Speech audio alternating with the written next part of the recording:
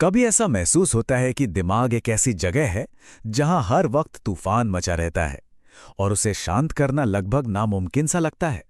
तो आज हम एक ऐसी प्रैक्टिकल गाइड को समझने वाले हैं जो ठीक ये करने का एक रास्ता दिखाती है। ओशो की द बुक ऑफ सीक्रेट्स, जो हमें ध्यान की एक गहरी समझ देती है।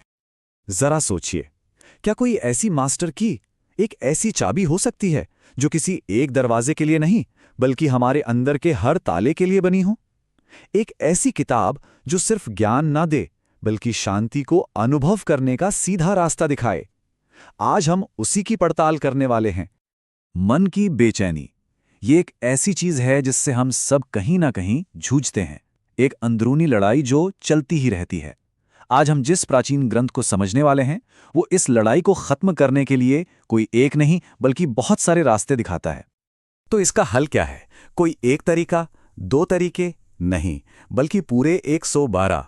ये नंबर ही अपने आप में एक मिस्ट्री जैसा लगता है ना? चलिए पता लगाते हैं कि इसका मतलब क्या है। तो ये 112 क्या है? ये हैं ध्यान की 112 टेक्निक्स। देखिए, द बुक ऑफ सीक्रेट्स, जिसका असली नाम विज्ञान भैरव तंत्र है, वो कोई भारी भरकम फिलॉसफी की किताब नहीं है। नहीं, ये तो एक प्रैक्टिकल गाइड है, एक टूल किट समझिए। इसमें ऐसी टेक्निक्स हैं जिन्हें रोजमर्रा की जिंदगी में कहीं भी कभी भी इस्तेमाल किया जा सकता है। अच्छा, तो ये टेक्निक्स आई कहाँ से और इनके पीछे की सोच क्या है? क्योंकि इसके पीछे की जो कहानी है वो भी इन टेक्निक्स जितनी ही कमाल की है। ये किताब असल में हजारों साल पुरानी एक बातचीत पर आधारित है। इसकी शुरुआत होती है देवी पार्वती के सवालों से, और वो ये सवाल पूरी इंसानियत की तरफ से पूछ रही हैं। कमाल की बात यह है कि ये सवाल आज भी उतने ही रिलेवेंट है। ये हम सबके सवाल हैं। और यहीं पे ये बात बहुत दिलचस्प हो जाती है। शिव ने जवाब में कोई लेक्चर नहीं दिया, कोई थ्योरी नहीं दी। उन्होंने सीधे सीधे 112 तरीके बता दिए। और फिर सदियों बाद ओशो ने इन्हीं पुराने सूत्रों को आज के इंसान के लिए आज की भाषा में समझाया। लेकिन सवाल उठता है, 112 ही क्यों, एक क्यों नहीं? और यही ओशो का सबसे जरूरी मैसेज है। वो कहते हैं, हर इंसान अलग है, हर ताला अलग है, तो चाबी भी तो अलग होगी ना। ये किताब बस वही 112 चाबियों का गुच्छा है जिसमें से अपनी चाबी खुद ढूंढनी है। अच्छा, इन टेक्निक्स में जाने से पहले एक चीज समझना बहुत जरूरी है कि ओशो के हिसाब से मेडिटेशन या ध्यान है क्या। देखिए, ये कोई काम नहीं है जो किया जाता है, ये तो बस होने की एक अवस्था है। बस इस पल में पूरी तरह से मौजूद रहना। तो जो हम अक्सर सोचते हैं ना कि ध्यान मतलब आंख बंद करके बैठना, मंत्र बोलना, घंटे लगा देना, नहीं। ओशो कहते हैं ये सब बाहरी चीजें हैं। ध्यान है पूरी तरह से अवेयर होना, चाहे चलते हुए, खाते हुए या बस अभी इस आवाज को सुनते हुए। तो चलिए आप थियरी से प्रैक्टिकल पर आते हैं। जरा देखते हैं कि इनमें से कुछ चाबियां असल में काम कैसे करती हैं। सबसे पहली और शायद सबसे बेसिक टेक्निक, सांस पर ध्यान देना। ओशो कहते हैं कुछ करना नहीं है, सांस को बदलना नहीं है, कंट्रोल नहीं करना है, बस देखना है। जैसे कोई दर्शक हो, सांस अंदर आ रही है, सांस बाहर जा रही है, बस। और इसी में एक और गहरा राज छुपा है। जब एक सांस अंदर आती है और बाहर जाती है तो दोनों के बीच एक छोटा सा गैप होता है, एक पल का ठहराव। ओशो कहते हैं बस उसी पल को पकड़ना है। वही पल है जहां कोई विचार नहीं होता और वहीं से ध्यान का दरवाजा खुलता है।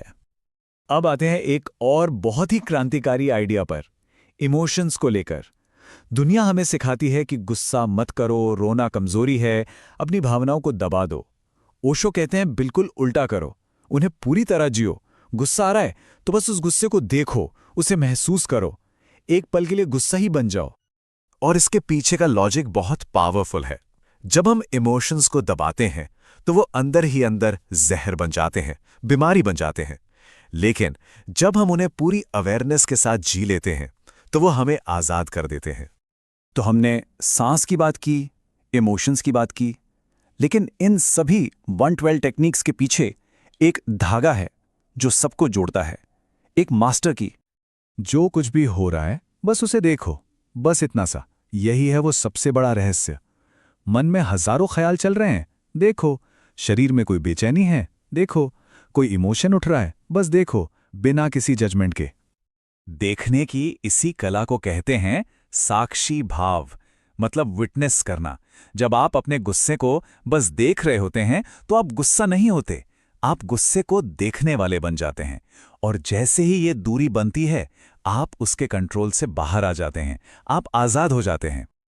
तो अब ये सवाल आ सकता है कि क्या इन 112 की 112 टेक्निक्स को सीखना पड़ेगा?